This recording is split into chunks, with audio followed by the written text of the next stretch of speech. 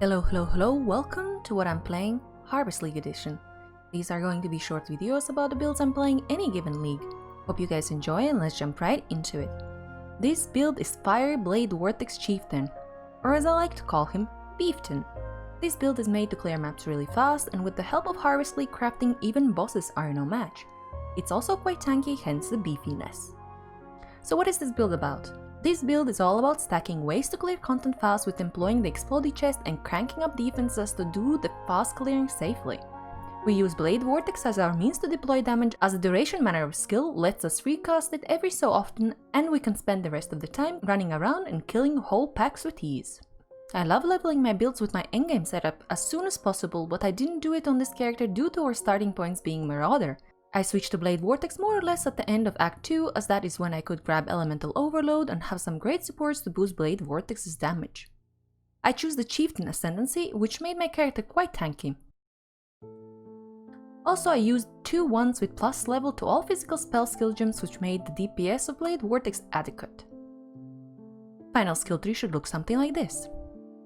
For Ascendancy, we pick Chieftain as it provides great tankiness and helps us easily convert Blade Vortex and explody chest damage to be fully fire damage.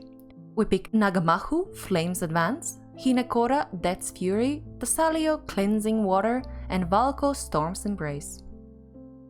So let's talk currency now. This build is cheap and expensive at the same time. How, you ask? Well, it's cheap in the sense that employing harvest crafting, I pretty much crafted all my gear, which I have to point out didn't happen in one day, but over several weeks.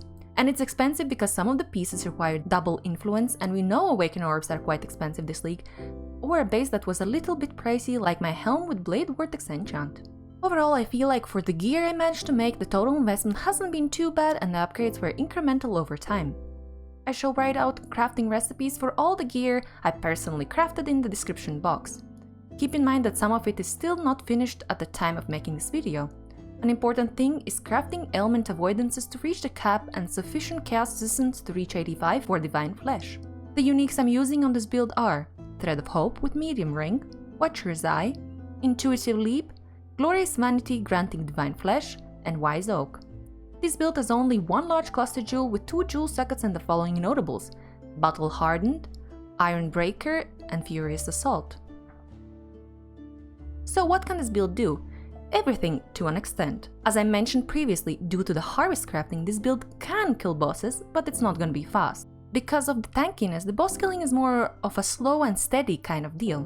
Where this build excels is clearing max fairly fast, and delving is an absolute treat. Here are some clips of me killing bosses.